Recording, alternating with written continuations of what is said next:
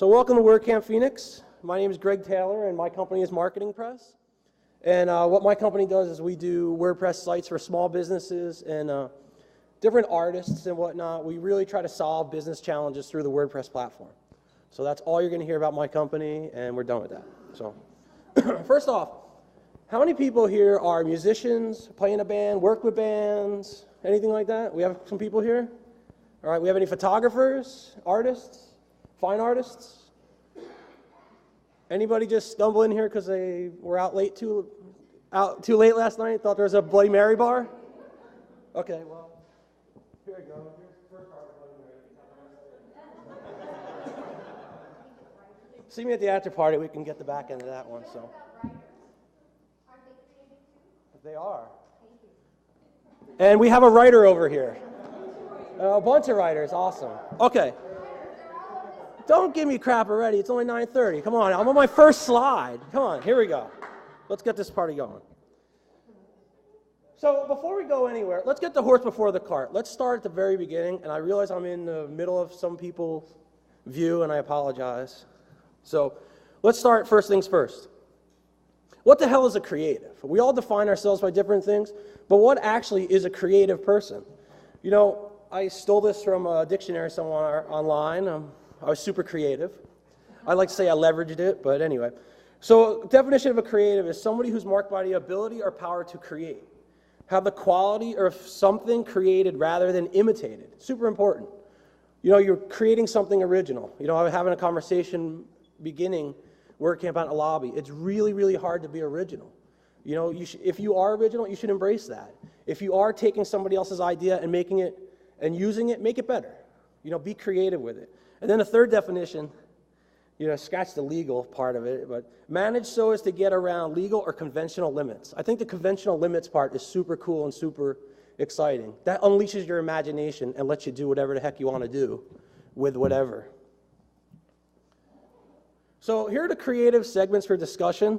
I did include writers in this, no problem. Writers, photographers, musicians, artists. These are the buckets I'm going to talk about. Now, please don't send me an email saying, Greg, you didn't address my Aunt Sally. She makes quilts, and she's very creative. Please don't. Let's just use our imagination again, beyond limitations, and pretend that we're talking about her also. So this is what I'm going to talk about, mostly photographers, musicians, and artists, only because, not to snub the writers, but only because that's where I have most of my experience and my background in. So this is super important, and I really like to start with this. Whatever your medium is, wherever your talent lies, you are a brand. Now that sounds real businessy, and you know the artist type, they don't want to deal with that. Like, you know, I don't want business to, corrupt my art. Let's just take a step back. Let's just say you're a brand. No matter what you do, no matter what you put out there, you are your own brand, and it's super important to recognize that, because once you recognize that, you can start jumping into what are the factors of a brand success. You need to have a strategy. You need to have some sort of goals. You need to have metrics of success on how you're going to judge those goals. And then once you get all that stuff in line, you can review your strategy, you can refine your strategy, and you can repeat what worked and change what didn't work. You know, I know that this is kind of not into the, the artist and creative stuff yet, but I think this is really important. This is where a great starting point to get any WordPress site going. So with WordPress site goals, and it's the same thing with publishing any content, I'm a big believer in, there's 4 ways and 4 reasons that you should be out there publishing content. And publishing content means, displaying your portfolio. Are you trying to get people to see your work? Are you trying to get people to read your latest essay so that you can get published? Are you trying to publish, photographs so that you get hired for the next gig? Are you trying to give a sample of your CD so somebody buys it or comes to your show? Showcase that stuff. The other stuff falls into just good business strategy. And again, you're a brand, so you are your own business. I sound like a jerk saying that, don't I? No? Okay, cool. So the other stuff is publishing content for organic SEO. How are you writing your content? What are you putting out there? What are you doing? How are you engaging your fan base and your audience and your community? And then the last thing is conversion. once they're there and once they're on your site, what are you getting them to do? Are they buying your CD? Are they looking at your, piece of work so that they can contact you, so that they can hire you to write, their next website, or, hire, even like photographers, are you able to, book that next wedding gig? So now let's talk about the good stuff. Everybody, hopefully that's why you're here. WordPress. So the thing is what is WordPress? I think that WordPress is something different to everybody. Oh my gosh, I thought my slide wasn't going to work. What is WordPress? So to a lot of people, it's a content management system. To a lot of people, it's a blogging platform. To a lot of people, it's a way to develop their own website. Well, I think that if we just change the way we think about WordPress as a whole, when we talk about the creatives, you can make WordPress your own brand's personal media company. Super important. WordPress gives you the platform so that you can go out and you can distribute and showcase your work. And you can put out different content, which is in lieu of a press release or whatnot. Now you don't have to have that, high-powered PR firm behind you. It's a very DIY thing. A local band can get as much exposure if they do things right as somebody who's, semi-national. And the same thing with photographers. From a strong WordPress presence, what you can do is you really set yourself apart and position yourself as, larger than what you are, and bring yourself to the next level. So we're going to run through some examples and a showcase of a bunch of WordPress sites that I found. And some of them you're going to recognize, some of them maybe you're not going to know that they're WordPress. But we're just going to talk about what the strategy and what the goals are behind them. And hopefully I breeze through this kind of quick, and then I can answer tons of questions. So first one here, Chris Fraley. He's a local photographer. And actually, Carol Stanball, one of our event organizers, did his site. So Chris here, his site is all WordPress, and what he has is, this is a dynamic content gallery. This is a slider here. And the slider, all the images in the slider also represent the segments of his business. So he has a photo here that's fine art. He has a bunch of portfolio photos of portraiture. He has a bunch of wedding stuff in here. So he's really able to display exactly what he does. So when somebody comes to his site, they can say, yes, I know what Chris Fraley does. I know his work. I like it. Hopefully, at that point, they're going to contact him to start, the engagement process. The other thing Chris does really well is he has a blog on here, and his blog, what he does is he talks a lot about photo shoots, what it took to get the shot, what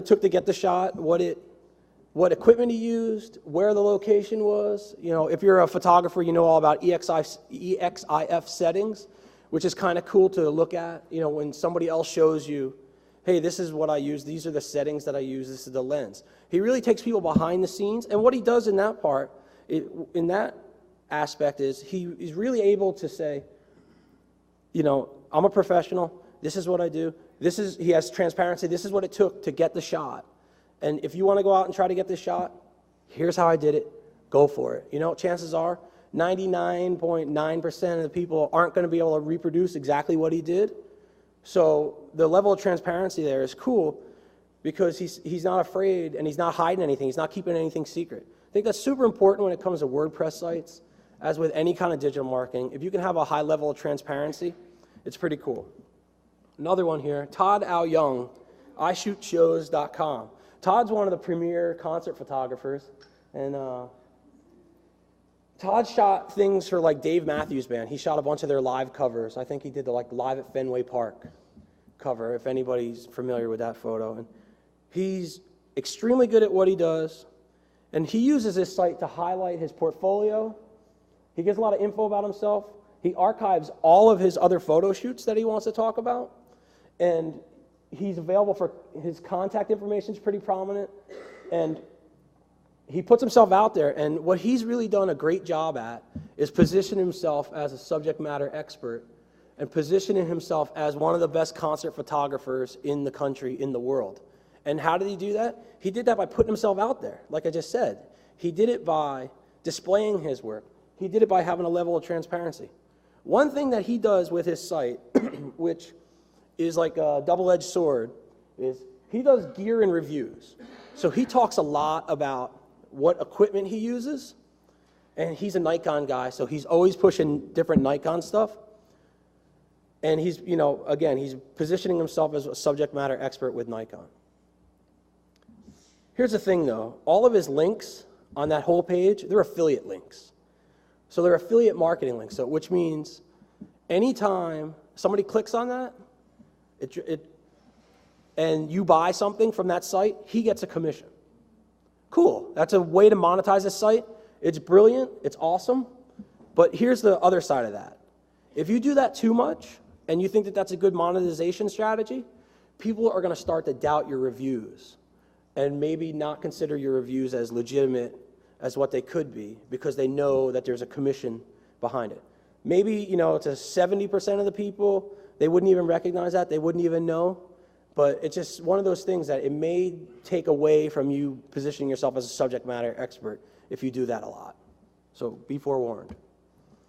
Another guy, and this is Glenny Friedman. This is a WordPress site, and it's probably one of the uglier WordPress sites of professional photographer I've ever seen. But Glenny Friedman is one of the most famous music and hip-hop photographers of all time. He documented all of the hip-hop and punk rock movement as well as being one of the first skateboard photographers who really got published. Glenn is super famous.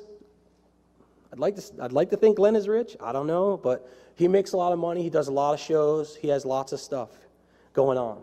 He uses this as to sell his books, and I didn't realize there's an obscenity there, so that's the name of one of his books. So he sells his books, and he puts his images out there, and he also really talks about what it took to get the image, what it went behind it, what these images mean to him. You know, different quotes and testimonials from newspapers and whatnot. The coolest thing about this site is all the photos are high resolution, which goes against everything we were ever taught building a WordPress site. Well, if you go to his contact page, he says, hey man, this is my site. I chose to have high-res images because I feel my images are so good, they're worth waiting to see a good version of them. All right, that's kind of egotistical. It's kind of cool at the same time, but you know what? It's his site. He can do whatever the heck he wants. So it's the same thing, you know, anything that you want to do, you're able to leverage that. You know, you're able to take and push any kind of swag that you have or any kind of videos, or his blog is pretty political. He's also known as a political activist. So the weird thing, though, about this, actually, is his blog is on Blogspot. So I don't know about that, but anyway, I think that he probably gets paid to do that. So anyway. Jason Oliva. Jason Oliva is a fine artist out of New York City, and I've been fortunate enough to know Jason for about, I don't know, 30 years. We went to high school together. He's a successful artist in New York. And when we spoke about this presentation, I got about a week's notice that I was doing this, and we spoke about it, and he said, I just use WordPress to put out everything I ever want anybody to know about, anything about me and my work. I just use that as the only tool to publish to the internet. So he uses WordPress for everything. He has all of his social media presence synced up with WordPress. He has everything push out at the same time. You know, the other thing is it's a .com site, which I've never really seen many people be super successful at monetizing .com sites, but it works for him. It works for him. It takes no time on his part. He just is able to publish his work. So now let's get into the music space a little bit. Wilco, one of my favorite bands, and what they do is they have a great engagement strategy where you can read all their interviews. They publish lots of videos. They have their iTunes sessions, so a little bit of conversion and commerce there, get people to buy their music. And then they also advertise their upcoming shows. You know, working with bands, you know, I always ask them, like, what's your revenue stream look like? And bands typically always make all their money from shows. They make very little money from publishing their music. They use that to get people into the auditoriums to see their shows. So up on the top, you know, they have their blog, the news, they have all their shows, They have all their music available for download and for purchase here. They have road case photos from the road, different type of social causes that they are pushing or whatnot, and they have their e-commerce store. If you go to the show thing, it's one of the best use of the show page, and what it was, and I really should have taken a screenshot of it, is on all their dates of their gigs, you can post a comment to the side of it and say, I'm attending, and I'm excited to attend, and then you start to get a buzz and start to get some sort of awareness in front of it. The coolest thing that they do is they've used Gravity Forms, which is an awesome plugin. If you've never used it, I highly, highly recommend Gravity Forms, to go on their site, and in the show section, you can request a song that they can play that night. So it goes to a drop-down, and you can scroll through all of their whole catalog of songs and say, can you please play this with a note? I saw them at the end of January here in Tempe, and they played like 3 songs, and they said, well, this was one of the songs that was most popular, requested from our website, and a couple of people hoot and hollered, and Jeff Tweedy, the front man, said, oh, that must have been you. And all of a sudden here, those people are fan for life. They have 8,000 people, a Gamage Auditorium, clapping for them or whatever. It's just a very, very interesting engagement strategy. So again, this is one of the sites that, cultivates community, has some conversion and commerce in it, and it has a lot of engagement. Jay-Z. This is a WordPress site. This is Jay-Z's newest site, lifeandtimes.com. And a lot of people are surprised that he would go and he would use WordPress. Jay-Z's arguably one of the biggest names of music in the last 30 years. I'd like to say our generation, but I don't know. I think we span a whole bunch of different generations in here. I might date myself. So what he wanted to use this, and I really want to take a moment and thank his creative agency, 167 Agency out of New York City, because I made a phone call and I asked them about the site once I found out that it was WordPress, and I said, hey, can we talk about this? And the creative director said, I'm really too busy to talk about it, but let me send you our creative brief. Let me tell you exactly what we were doing with this site. So I thought that was pretty cool, that they were that level of transparency for somebody, a star of this magnitude and within the WordPress community to say, hey, this is how we did it. This is why we did what we did. This is just the only thing about this site that's custom is the theme. Everything else is stock plugins from the WordPress repo. You can use any of the same stuff that they've used. What this is it's basically a multi-author blog. And what they're doing is they have tons of people blogging about different social and fashion and sports stuff that coincide with their brand. And again, he's a big-time artist. He recognizes he is a brand amongst himself. He is, people, see Jay-Z, they hear his name, they think one or two things that he's famous for, definitely music, fashion, being, a record mogul and whatnot.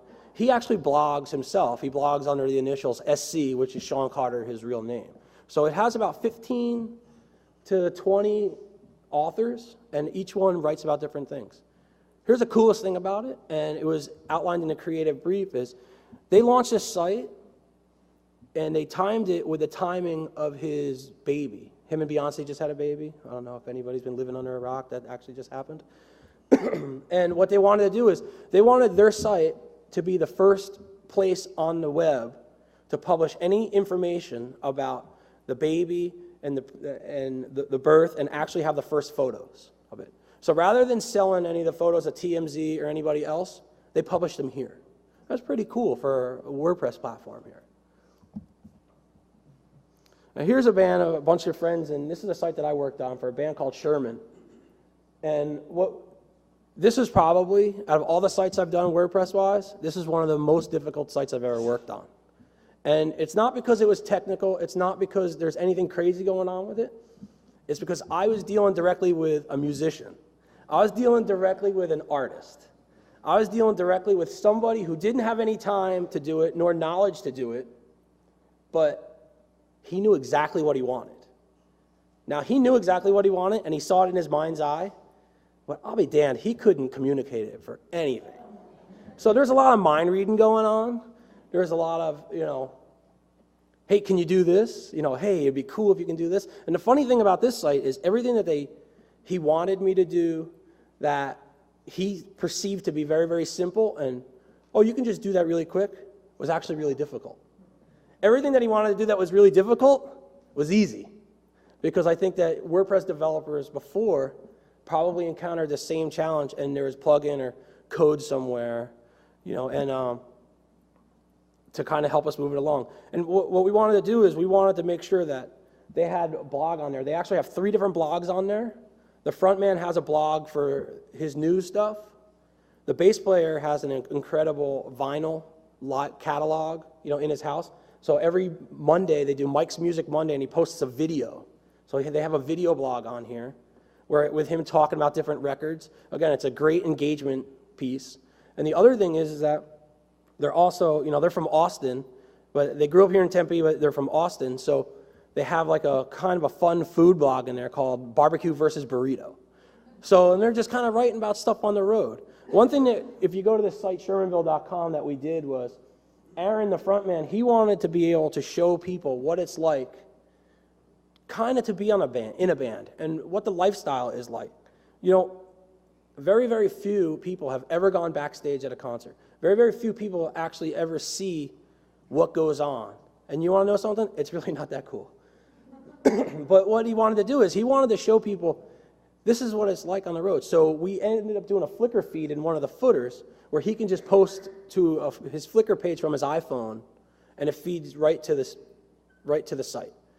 And in that, you know, they do stupid stuff, taking pictures of themselves getting gas at truck stops, you know, tuning guitars, you know, behind the stage, you know, as they're setting up and sound checking. Those little things that kind of let you in beyond what you know about them if you pay your $10 or $15, $20 to go and see them and maybe get, you know, an opportunity to meet them and talk to them and say hello, whatnot. You know, what he's trying to do is he's trying to, you know, lower the barrier of that red carpet or the velvet rope and say, this is what we're about. You know, this is what our brand is about. And, you know, we spoke lots and lots about the brand. And he stopped and he said, you know, Greg, you keep saying brand. I think you mean band. Are you hungover or something? And I'm like, no, you're a brand. You know, recognize that and let's move forward from there. So we have lots of different stuff on here. We have videos. They have a huge video library from all their tours. We have their shows. And then we also have a live stream. And what we did last Saturday was, they had a new record that just came out on Tuesday. We did a live stream of them playing in their rehearsal studio. They wanted to kind of put the record out. They wanted to put all the tunes out there, kind of road test the tunes before they actually hit the road. And what they were able to do is they were able to gauge people's reactions on what went over well. And the way that we measure that is we embedded the Ustream social feed in the side. Both of these things come from Ustream. They're both embedded iframes into a WordPress page. Now, they wanted to do it, and they want to just, well, we'll just give people our Ustream link, and we'll have people go there. Well, anybody know why that's bad? Bueller? Anybody? Well, they leave their site, and you know what? On the Ustream thing, you have no control of it. You can't sell merchandise from it. So what we did was we had their merchandise stuff underneath, and what happened? They experienced the biggest merchandise sales of their 12-year band career in a 2.5-hour period. And why? Because we gave people the opportunity to buy stuff as they were engaged. So the other cool thing about this is, I don't know if everybody can see the social stream, but what the top person says, you know, hello from Parkinson Corral in Guthrie, Oklahoma. Hello from Hamburg, Germany. You know, it's PT in the house in Mississippi. So we have fans all over the country now listening to their new record, being engaged. You know, Aaron would take time, the singer and guitar player would take time in between songs and go and actually address some of the comments. And every time somebody bought a piece of merchandise in between songs, he would thank them. How awesome is that? I bought tons of merchandise online. I don't think I've ever gotten a thank you. You know, maybe I get a stock email or something like that, but I never get anything like that. You got a question? Shoot. They're actually logged into this site, and from the iframe embed, they're able to go and use their social stream, and you can use a social stream by logging in through Facebook, Twitter, Ustream. I think there's something else. I think there's some levels of monitoring, but we didn't really worry about it too much. I think part of that was we thought it was going to go over well, and I didn't think about it. But, you know, this is like one of the requests that they thought was going to be really difficult, and they wanted to do it. And they're doing this on a Saturday, and I'm at Gangplank on Friday afternoon saying, hey, why don't we do this? And all of a sudden, my next couple of hours is me doing this. Thanks to Andrew Rhino for helping me to, you know, get this thing up and going and saying, no, it's really simple. Just do this, stupid. So it was able to, you know, we were able to pull it off. Did you have a question or? No? We good? Okay. If anybody has questions while I'm talking, just raise your hand, shout them out. So this is what happened while, not only did they have the highest merch sales day, look at the spike of their traffic. A brand new site. That's the, you know, the last day that I shot, February 18th, is the day that we did this. They had their biggest traffic day also. So what we were able to do is, I think over 1,000 people viewed the stream, and I think that at one time we had about a maximum of 270 people viewing it at once. And they played for about 2 hours and 45 minutes, took requests. It was awesome. It was a lot of fun. So here are a couple of things, and these are kind of rules for success. And I cross rules out because we're all artists and creatives, and we don't want anything about rules. So here we go. We want to generate traffic from the right audience. And how do we do that? We make sure we're positioned in the right places. We make sure that our organic SEO and any kind of pay-per-click campaign is all on point. We make sure that we're able to adjust and monitor, adjust and look at our Google Analytics and whatnot. Talk to them. We're engaging our fans. You want to engage people. Anytime somebody posts a comment on your blog, you should respond to it. And I know that that's something that some people say, well, I'm too busy. No, think of it the other way. The person could have been too busy to leave a comment. Just say thank you. Just say something. Engage. It's the simplest part of engaging. Show off what you do. If you're a musician, have music on your site, but don't make it autoplay. You make anything autoplay and I go to your site, I'm gone right away. I think it's just intrusive. But if you're a photographer, have somebody be able to check out your portfolio. You know, I'm a fan of even giving stuff away. You know, have people be able to download screensavers. Have people be able to download low-res stuff where, you know, they can't go off and print them and sell them or anything like that. Watermark it if you want. You know, I don't care. But I think that if you can give something away, you're going to get more and more people back. And that person's going to be, you know, the word of mouth is going to be, you know, bigger than it would any other way. Give them a way to support you. Have a contact form. Make sure the contact form is easily accessible from your homepage. If not, have a contact form on your homepage. Have landing pages with contact forms. Have a way to make sure that they can get in touch with you. Definitely, I mean, at minimum, do I really need to say have your email address and phone number? I mean, hopefully everybody does that automatically, but have that out there. Make it prominent so that people don't have to search for your information. Okay, that's about all that I have. Questions? Anybody? Yeah. I think any time that you have any kind of media autoplay on a site, it's pretty intrusive. So if I go to a site and all of a sudden, you know, your latest music plays or, you know, some kind of video goes on and on and on, I think that that's just terrible practice. Yep.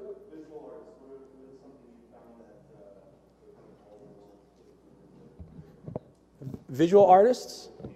Okay. I think that the question is, what do visual artists want? What have I found from my experience that they all want? I think they all want to get paid at some point. I mean, the most, is that, okay, before that? Okay, cool.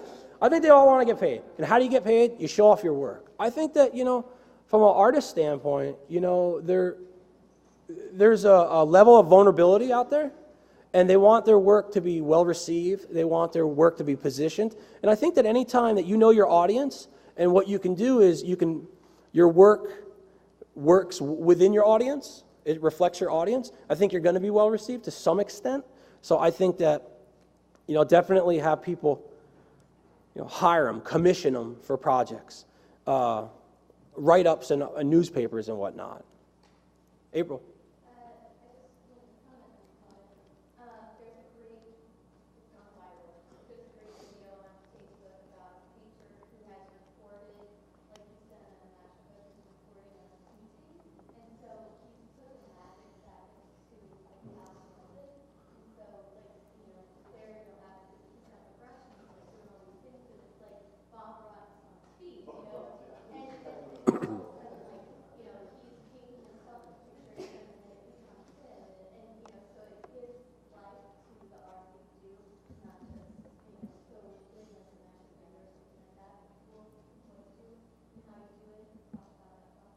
Yeah, that's a great idea because you can humanize the process and you can see, you can highlight the personality behind the process. And, and then when somebody hires you, they kind of know what they're in for already because they have a taste for what your personality is. Yep. I have an architect and I'm a fine artist, but I put the website for it. I had a lot online for years, but I've been hesitant to ever turn on any comments because I think only one of two things would happen. There'd be one comment maybe 2 years ago, or else there'd be like somebody with a negative comment on there. So when is it okay? When is it safe? When is it useful to turn on comments? I leave them on all the time. I mean, even if nobody comments, you never know when somebody's going to want to comment. So I would leave them on all the time. As far as negative comments, there's two ways to deal with it. One, WordPress, you have a heavy moderation levels. You don't have to post it. Depending on the comment, I post every comment that hits my site, unless it's racist, sexist, abusive. I use my better judgment in that point. If it's a negative comment and they say, you know what, Greg, your presentation sucked, and this is why, da-da-da-da. If they have a valid, intelligent argument, that's fine. You know why? Because although it's a negative comment, they're engaged. So what you can do at that point is you can take a negative comment and use that, as an engagement piece, or you can speak and you can start a conversation with that. And the next thing you know, you get more comments. Somebody else wants to give their word. Somebody, they broke the ice, and then, you're able to add more, to your post by, having a logical retort or whatnot. I wouldn't be afraid of that.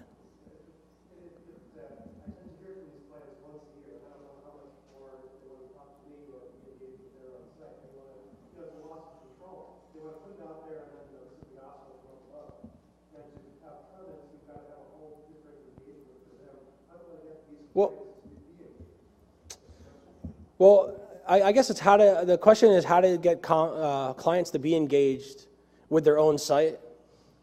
Well, I don't know. Sometimes that's an uphill battle. I mean, I have some clients who they love site. They love their site. They love working with it. The way that I kind of operate is I build them the car. I teach them how to drive, and then I give them the keys, and I let them go. And then they'll call me and say, this isn't working, or hey, I broke this, or I'm afraid to touch this, that type of stuff. But I think that, what? If they don't want to engage with their own site, they're missing out. And maybe WordPress isn't the proper web platform for them at that point. Yep. When it comes to Facebook, do you think we should be putting kind of equal energy, as artists, writers, into Facebook and into WordPress? Do you see a way of integrating other than just the Facebook? That might be a question for a social media guru, Jedi, or rock star. No, I'm kidding. Well, the way that I do it is I think that they all have a place in your digital marketing strategy. Because now we're not talking about WordPress, we're not talking about Facebook, we're talking about a whole digital marketing strategy, right? So what I try to do with everything that I publish is I use the website and the WordPress site to be the center of everything. And I try to have everybody come back to the site for engagement. I mean, it's cool if, it's awesome if they have lots of comments on Facebook, but I really want that on my site. So what I try to do is I would have, I'd strip down my content, paraphrase it. I would definitely give teasers. I mean, every post that I put on my own site and I put on client sites, it does post to Facebook, Google+, and tweets out at some point. I think that that's a great way to get traffic, and it's a great way to start to engage a community. So, I mean, everything has a place in it. It's just, not knowing the client, how to monitor the mix of everything. It's just, what works best for them. It all goes back to what works for the client, test it, test it, have goals for it, what does success look like, and then review, refine, repeat. I mean, you don't, just because you launch a strategy in January 2012 doesn't mean that your strategy in June 2012 is going to look the same.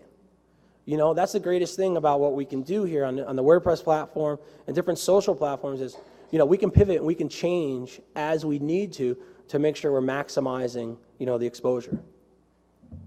Question?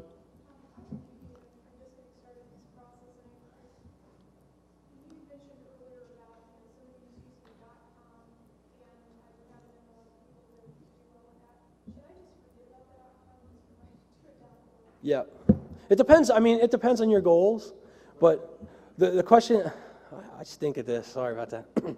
So the question is, for somebody who's new, should they look at WordPress.com or should they jump right to WordPress.org? Right? I think that there's room for both. If you want to use the .com to learn how to do pages and learn how to do posts, I think .com is a great training tool, and it's a great way to get your feet wet with zero investment. Maybe you're going to find out that once you get into the .com stuff, that this isn't the platform for you, and you want to, use something else. You want something totally custom. But if you're trying to monetize anything, if you're trying to organically rank, if you're trying to have any decent level of engagement, I would go right to the .org self-hosted. There's lots of great hosts. WP Engine, they're here, so they could help you. Actually, they'll give you free hosting today, and get you set up for free. And I think that that's probably just the best way to go about it. Curious, I mean, a lot of the case studies that you pointed out really featured a large image really at the front page and then navigation across the top. As a communications manager for a health and wellness company, I have a blog that I oversee and design plans ahead of time. But, we have sort of like, tabs across the top. There's like drop-down menus, and then it's like the WordPress blog kind of starts right there, even though each one sort of has its own role reel. Mm-hmm. So I guess my question is just that, how do you determine exactly what's going to fit best for what you're trying to accomplish? Should it always be the image and then the navigation so that people focus on the navigation? Like, how do you... I think the question is, from a user experience standpoint, is it best to have a big, large image, or is it best to have, different navs and whatnot? It all depends on your space. I'm not evading the question. I just don't have the answer for you. It's one of those things. It's all about the user. Set up some analytics. See where people are clicking. You can do some heat tracking charts and things like that, and see where people's, track people's mouse movement and whatnot, and you can see what's really drawing them in. Don't be afraid to change something. The greatest thing is we can change stuff. We can change things as needed. I think it's all about the brand, and it's all about what's going to engage your audience and your community. I mean, imagery is the best, easiest, quickest way to draw people in and to have people say, I want more. But at the same time, if they can't find the proper page that they're looking for, or they can't find that stuff, that's a user experience or user interface challenge, and I would, tell you to revisit that. Yeah, I mean, we know the unique traffic is great. We know that, the content's being utilized because we point to it from multiple places with our emails and such, but it's just sort of like, okay, if I stumbled across this website, I know exactly where to go to find what I'm looking for. So I keep tracking it. Yeah, that's where I would start, definitely. Way up top in the back. If I can frame this question. Yeah, just shout it. Not talking about brands, what about cross-linking? So you see a lot of sites that maybe outside creative or someone has, you might just link for a blog roll to someone else. What are your thoughts on that? Like, should you engage your community basically by travel photographers with other photographers? It kind of sounds almost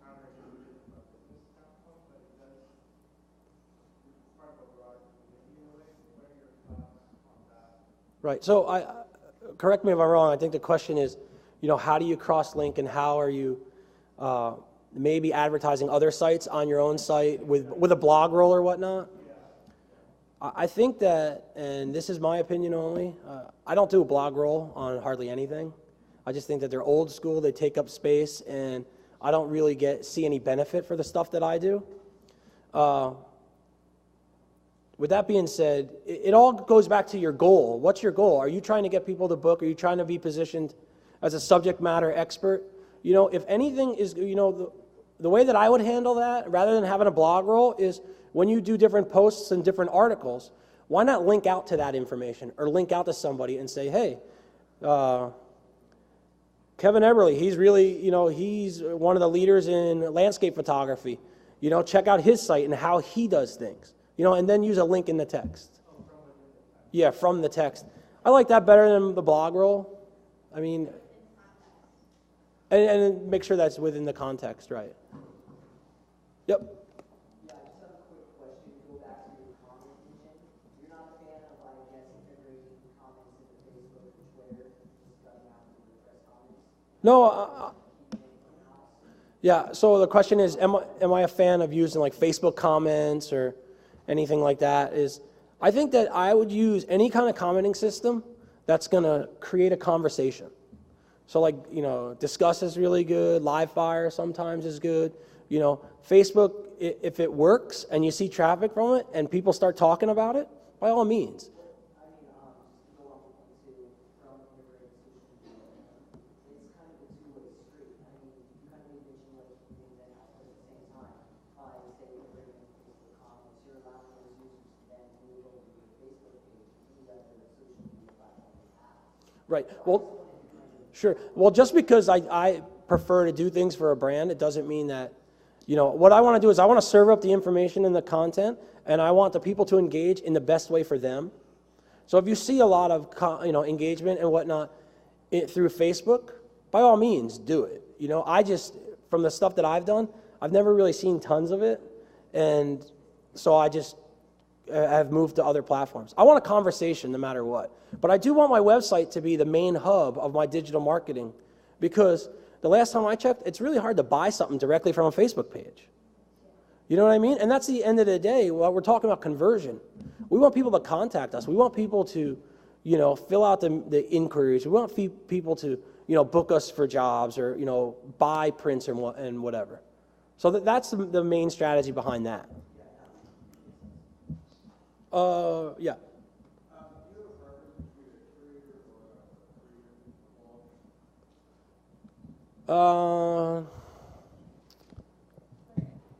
Yeah, what's the question a little bit? Let's just... So a series of blogs where you're posting this cool stuff that's about what you do, but it's not original, versus blogs where you're literally creating original content. The question is, curation versus original content, basically. I am 100% for original content. I will not post anything on any of my sites that is not original. If somebody's writing something really cool about the latest Nikon or about the newest, Fender Stratocaster, I'd ask that person to do a guest article for my own site, get original content from them that way.